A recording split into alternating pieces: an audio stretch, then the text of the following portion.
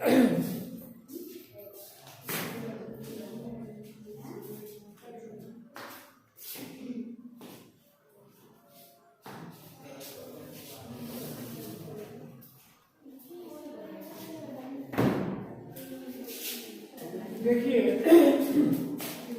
द्विघात समीकरण चालू कर रहे हैं, यानी कि क्वाड्रेटिक इक्वेशन आप लोग समझ लीजिएगा। देखिए सबसे पहले हमारा आता है, सबसे पहले इसका भूमिका आता है, इंट्रोडक्शन आता है, ठीक है। तो इंट्रोडक्शन आता है तो बाबू द्विघात समीकरण के बारे में हमको कुछ जानना होगा, थोड़ा सा पहचानना होगा कि द्विघात समीकरण होता क्या है, ठीक है। तो सबसे पहले हम इसका इंट्रोडक्शन देखेंगे। बाबू जब कहीं आप लोग जाते हैं तो सबसे पहले आपका क्या पूछा जाता है, आपका नाम मुझे पता होगा, पूछा जाता है कि आप कहाँ से आए हैं, क्या है क्या नहीं, सब कुछ पूछा जाता है। उसी तरह बाबू ये इंट्रोडक्शन है इसका द्विघात समीकरण का, ठीक है। तो बाबू हमने यहाँ पे लिखा हुआ है, चूंकि द्विघात बहुपद हम पढ़ा रहे हैं तो लिखे हैं यहाँ पे बाबू, चूंकि ए बी सी बाबू क्या है, वास्तविक संख्याएं हैं, ठीक है। और ax के स्क्वायर प्लस bx के रूप का कोई भी व्यंजक मतलब दिया रहे, कोई भी द्विघात मतलब ऐसे समीकरण दिया है x के square plus bx plus c के रूप का, अगर कोई भी व्यंजक दिया है तो हम लोग क्या कहेंगे, उसको द्विघात समीकरण कहेंगे, ठीक है।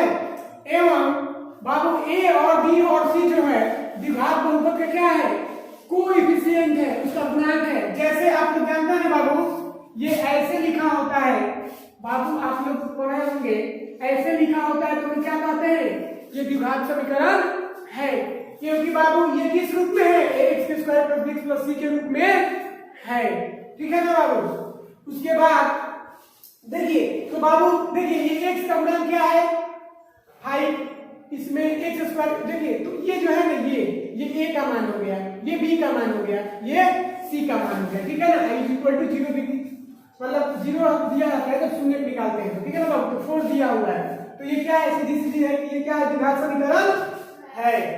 अब बाबू a b c का जो मान होता है वो क्या होता है बाबू, वास्तविक और अचर होता है, उसको वास्तविक और अचर भी बोला जाता है, ठीक है। उसके बाद बाबू इनका जो चर का जो मान होता है, x का जो मान होता है वो क्या होता है, ये डिपेंड नहीं करता है, x के मान पर डिपेंड नहीं करता है, x के मान पर क्या होता है, डिपेंड नहीं करता है। अगर x में कोई द्विघात बहुपद x के square plus bx plus c के रूप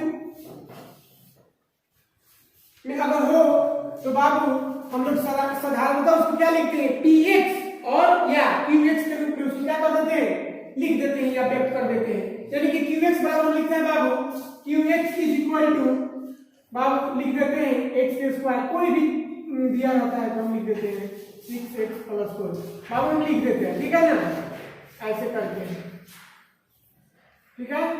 चलिए बाबू अब हम इसका दूसरा कंडीशन पढ़ेंगे। देखिए दूसरा है द्विघात बहुपद के शून्य। बाबू जब हम लोग द्विघात समीकरण को हल करते हैं तो उसका शून्य निकालते हैं, कोई मान हम ले लेते, मान क्या मान ले हमको दिया जाता है बुक में, उसके अनुसार हम क्या कर देते हैं, शून्य निकाल देते हैं। अगर उसका मान 0 आ जाता है तो हम कहते हैं कि ये अंक, ये डिजिट उस संख्या का क्या है, उस द्विघात समीकरण का क्या है, शून्यक है। तो बाबू द्विघात बहुपद के शून्य जो होता है, x के वास्तविक मान ही बहुपद क्या कहलाता है, x का कोई भी मान अगर हो, अगर उस बहुपद x के square plus bx plus c को अगर शून्य कर देता है तो वही क्या कहलाता है बाबू, द्विघात बहुपद ax के square plus bx plus c का क्या कहलाता है, शून्य कहलाता है, ठीक है। क्या कहलाता है, शून्य कहलाता है। उसके बाद बाबू है एग्जांपल में यहाँ पे ले लिया है 5x के स्क्वायर माइनस 5x प्लस 4, फिर यहाँ पे 2 नंबर में 3x² माइनस 3x प्लस 2। इसके अलावा हमने नोट लिख दिया है, एक नोट दिया है कि अल्फा द्विघात बहुपद ax के square plus bx plus c का शून्य होगा यदि और केवल यदि a alpha square plus b alpha plus c = क्या होगा, 0 होगा। तो फिर दूसरा नोट हमने डाला है बाबू, यदि यह कोई आवश्यक नहीं है कि हर एक बहुपद का शून्य कोई वास्तविक संख्या ही प्राप्त होगा, ये कोई जरूरी नहीं है बाबू, ये कोई जरूरी नहीं है कि हम लोग कोई द्विघात समीकरण का शून्य निकाले और उसका कोई मान क्या हो, वास्तविक संख्या ही हो, ये कोई जरूरी नहीं है बाबू। उदाहरण के लिए x² + 1 बाबू इसका मतलब शून्य निकालेंगे ना, तो जब इसका हम लोग शून्य निकालेंगे तो बाबू यह क्या होगा, x² + 1 के x किसी भी वास्तविक मान के लिए क्या होगा, शून्य नहीं होगा। किसी भी मान के लिए क्या होगा वास्तविक, क्योंकि x² + 1 का x के किसी भी वास्तविक मान के लिए शून्य नहीं होगा। इन बहुपदों का क्या करेंगे, शून्य बाबू क्या हो जाएगा, एक सम्मिश्र संख्या यानी कॉम्प्लेक्स नंबर के रूप में प्राप्त किया जाता है। ठीक है ना बाबू, तो इस पे हम लोग ध्यान देंगे थोड़ा।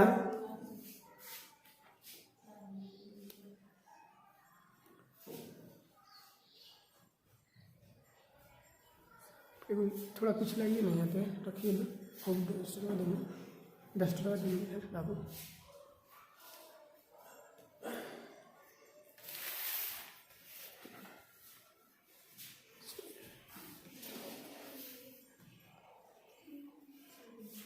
हाँ, तो बाबू उदाहरण के लिए x² + 1 का कोई वास्तविक शून्य नहीं है, क्योंकि x² + 1 का x के किसी भी वास्तविक मान के लिए शून्य नहीं होगा। तो बाबू इन बहुपदों का शून्य एक सम्मिश्र संख्या के रूप में प्राप्त होगा, जो कि हम लोग बाबू 11th में जाएंगे ना, तो वो हम लोग पढ़ेंगे बाबू। इसी को हम लोग एक्सप्लेन करेंगे, x² बाबू हम इसको एक्सप्लेन करेंगे x² + 1, इसको हम लोग उसमें एक्सप्लेन करेंगे। ठीक है ना, जब हम लोग इंटर में जाएंगे ना, सम्मिश्र संख्या पढ़ेंगे ना, तो उसमें हम इसको एक्सप्लेन करेंगे। ठीक है ना, उसमें 2 मान मिलेगा। ठीक है ना, तो बाबू जिस देखिए अभी उदाहरण में हमने यहाँ पे लिख दिया है 5 - 3x - 2 = 0, ये द्विघात समीकरण है। 3 + 5 + 8 = 0, इधर घट जाएगा 1 हो जाएगा, तो द्विघात समीकरण प्राप्त होगा। नोट बाबू, नोट पर ध्यान दीजिएगा, जब किसी भी समीकरण बाबू, जब किसी भी द्विघात समीकरण का घात अगर 2 हो, जब किसी भी द्विघात समीकरण का घात अगर 2 हो, पावर में 2 हो, उसका घात 2 हो, तो हम क्या कहेंगे, यह क्या है, द्विघात समीकरण है। अगर पावर में 2 नहीं है तो हम क्या कहेंगे, रैखिक बहुपद कहेंगे। रैखिक बहुपद पहले आप लोगों को पढ़ा चुके हैं। ठीक है, तो बाबू अब यहाँ पे इसका स्टैंडर्ड मान हमने लिख दिया है बाबू, कि द्विघात समीकरण का स्टैंडर्ड रूप क्या होता है, मानक रूप, एक छोटा सा रूप हमने लिख दिया है। x x² + b + c = 0, यानी a does not equal to 0 बाबू। अगर a का मान अगर 0 हो गया तो लीजिए क्या मिलेगा आपको, देखिए यहाँ से क्या मिलेगा, रैखिक बहुपद मिलेगा आपको। ठीक है ना, पावर 1 वाला, जिसका पावर 1 होता है, आपको बताया था ना कि जिस भी बहुपद का घात 1 होता है वो क्या कहलाता है, रैखिक बहुपद। जिस द्विघात समीकरण का पावर 2 होता है उसको क्या कहते हैं, द्विघात समीकरण। जिसका 3 पावर होता है उसको क्या कहते हैं, द्विघाती बहुपद। ठीक है ना, तो ऐसे होता है, तो हमने लिख दिया है। तो ये आपका द्विघात बहुपद का द्विघात समीकरण का आपको ये थ्योरी खत्म हो गया। अब इसके बाद आपका चलेगा क्वेश्चन। तो क्वेश्चन के बाबू आप लोग ध्यान दीजिएगा, बहुत आसान होगा। ठीक है, हम इस पे 2-3 क्वेश्चन बता देते हैं, चैप्टर खत्म हो जाएगा। टाइम भी हो गया है,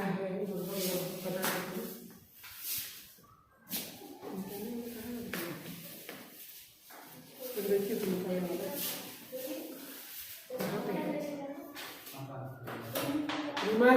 है तो दीजिए।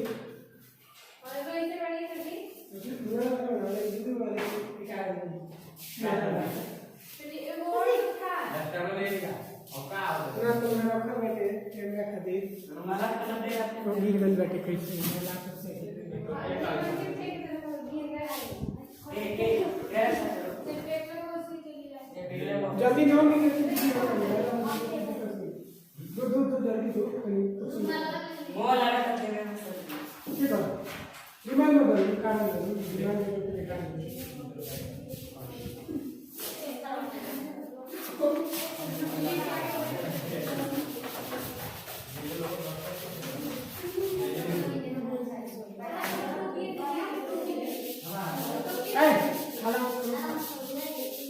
तुम लोग जितना बार पढ़ लिया है ना, अगर अच्छा से तुम लोग परीक्षा में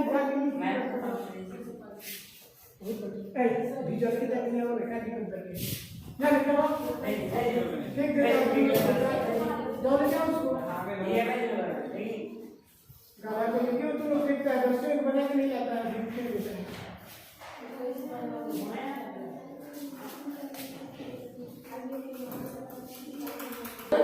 अल्फाबेट चल रहा है यार, चल रहा है। देखिए बाबू क्वेश्चन ये एक्सरसाइज 4.1, एक्सरसाइज 4.1, ये एक्सरसाइज 4.1 है। क्वेश्चन नंबर 1 है बाबू कह रहा है जांच कीजिए कि निम्नलिखित समीकरण द्विघात समीकरण है या नहीं। तो क्वेश्चन दिया हुआ है x - 2, उसके बाद दूसरा क्वेश्चन दिया हुआ है x + 1, उसी में है x + 1, ये क्वेश्चन नंबर 1 है। x - 2 फिर x + 1 इज इक्वल टू, उसके बाद बराबर है x - 1 x + 3, x - 1 और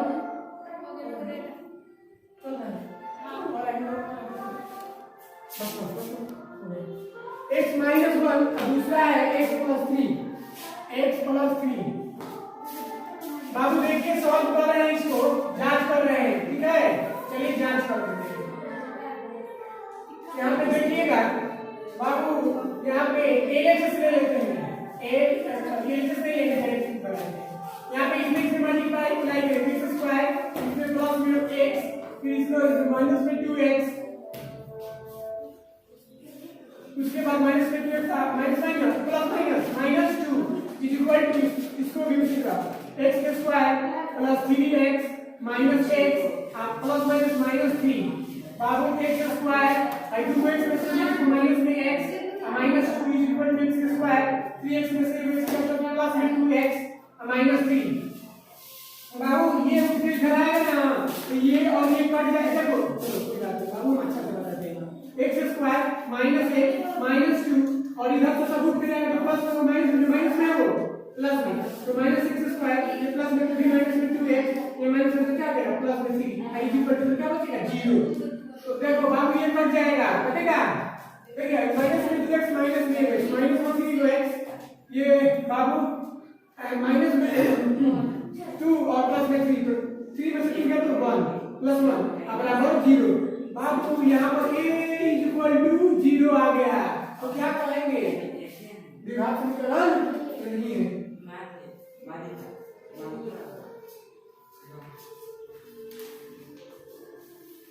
नहीं है। ओके चलिए अब और एक क्वेश्चन इसमें से हम अपने मन से बता देते हैं। 5 नंबर एनसीईआरटी का क्वेश्चन है, ये है यहाँ पे है x 2x + 3 is equal to x square plus 1, ये एनसीईआरटी का क्वेश्चन है, ये क्वेश्चन है एनसीईआरटी का। बाबू इसको हम सॉल्व कर देते हैं, जांच कर देते हैं, देख लीजिएगा बाबू। यहाँ पे देखिए, यहाँ पे मल्टीप्लाई करेंगे x 2x के स्क्वायर, फिर इसमें और इसमें करेंगे तो प्लस में 3x, ये x का पावर 3 + 1 है, इसमें दे रहा है नीचे वाला तो उठा कर देला है, तो कहां से लेकिन तनी जगह से जुड़ा ना देवेला ये से कहां रखवाना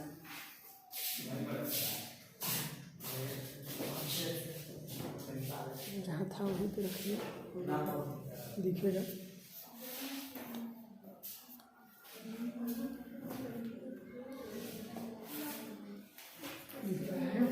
यही हम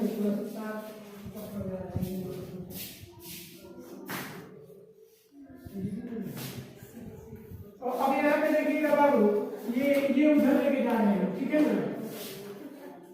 तो यहाँ पे देख लीजिए, यहाँ पे x का पावर 3 + 1 माइनस 2x के square minus 3x is equal to 0।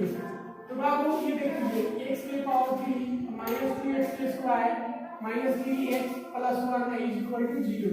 बाबू बताइए ये द्विघात समीकरण है, क्वाड्रेटिक इक्वेशन है? नहीं है, ये द्विघाती है। देखिए ये नहीं होता तब होता, तो ये लिखेंगे द्विघात समीकरण नहीं है।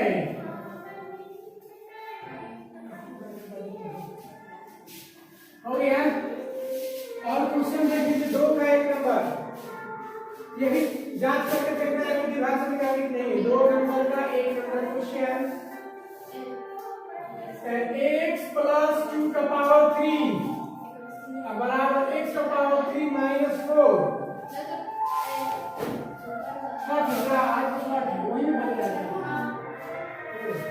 तो बाबू यहाँ पे सॉल्व कर दीजिए। तो चलिए बाबू यहाँ पे a के क्यूब प्लस b के cube plus 3a square b, तो 3a स्क्वायर b कॉमन 2 है, plus 3ab square is equal to 3 बाबू x का पावर 3 माइनस 4, तो x का पावर 3 प्लस 2 मिलेगा 8 माइनस 3 6x स्क्वायर और प्लस में 12x बराबर x का पावर 3 माइनस 4। इन दोनों को इधर लेके आ जाइए, x का पावर 3 माइनस 6x स्क्वायर से क्या लिख दे रहे हैं, प्लस में 12x प्लस में 8 माइनस में x का पावर 3 एक प्लस माइनस में रहेगा तो प्लस में 4 इक्वल टू 0।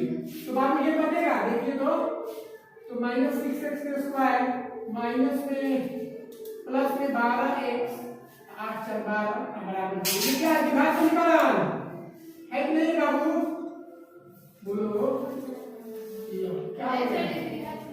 कौन नहीं है, सब कुछ बोल रहे हैं। विभाजन है, मैंने समझ करिए, उससे कोई दिक्कत नहीं है। हमको देखना है विभाजन पावर को देखिए, एक देखिए बस आपको पता। अगर हाई नहीं रहेगा तो विभाजन नहीं होगा, लेकिन देखो हाई नहीं रहेगा तो चलेगा, लेकिन हाई अगर नहीं रहा तो समझिए कि नेगेटिव से निकलना जाएगा। तो उतार सकते हैं आप लोग भी।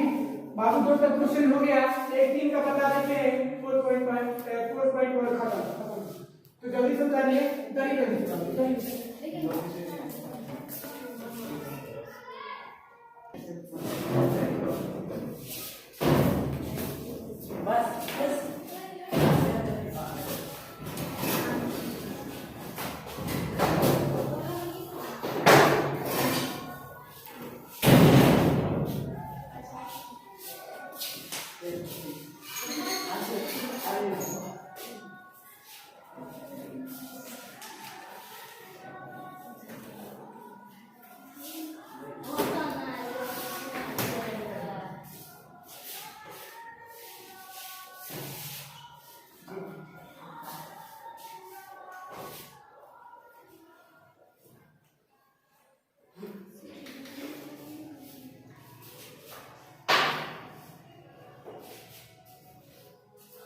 देखिए बाबू 3 का एक नंबर क्वेश्चन है। क्वेश्चन कौन देते हैं बाबू, सुनिएगा। जॉन और ज्योति दोनों के पास कुल मिलाकर 45 कंचे हैं, दोनों 5-5 कंचे को देते हैं और अब उनके पास कंचों की संख्या का गुणनफल 124 है। हम जानना चाहेंगे कि आम उनके पास कितने कंचे थे, जॉन और ज्योति है। तो बाबू आप लोग को पता है बाबू कंचा किसको बोलते हैं, कंचा गोली को बोलते हैं, कई होता है ना लोग आप बोलते हैं वही वाला। माना कि जॉन के पास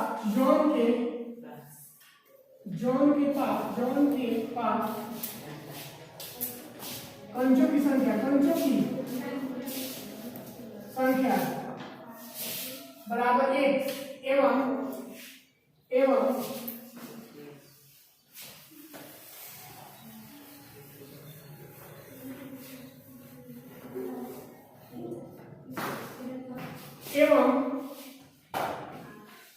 जीवंती के पास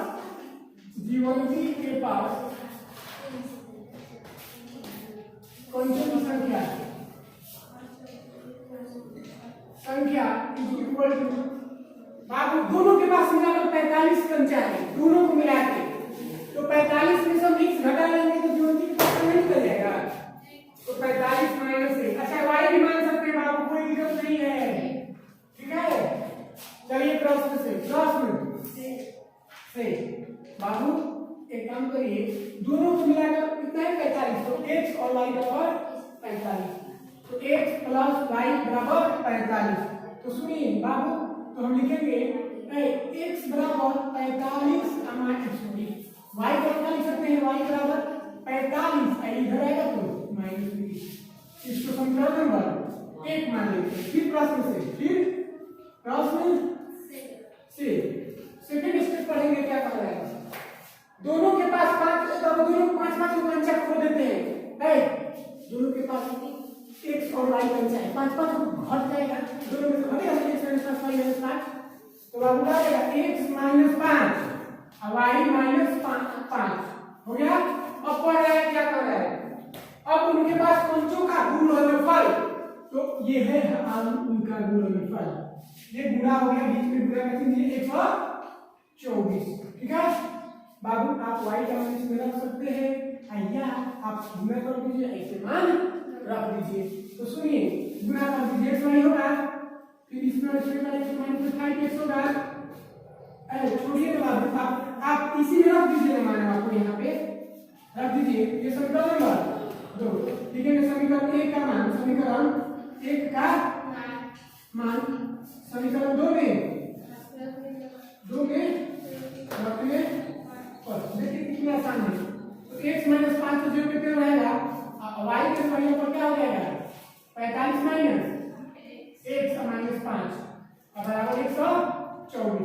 x - 5 है बाबू, देखिए ना 45 आपने 45 का तो 40 माइनस x। अब आपको मल्टीप्लाई करने आता है, कर दीजिए। आइए यहाँ पे तो 40x होगा, फिर x में -x का स्क्वायर, फिर बाबू 5 में इससे तो 5 बचा, 5 का 20 माइनस में 200 प्लस माइनस प्लस 5x अब बराबर है कितने बाबू 124।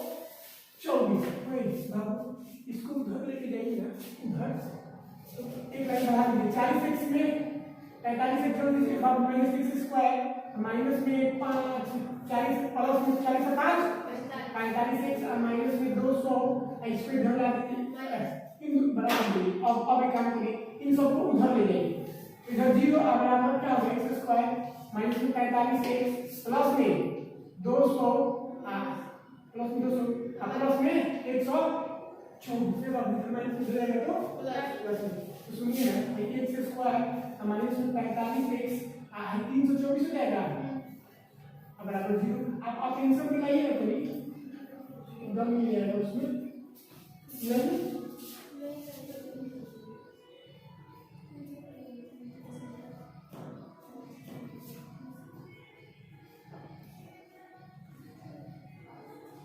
ठीक है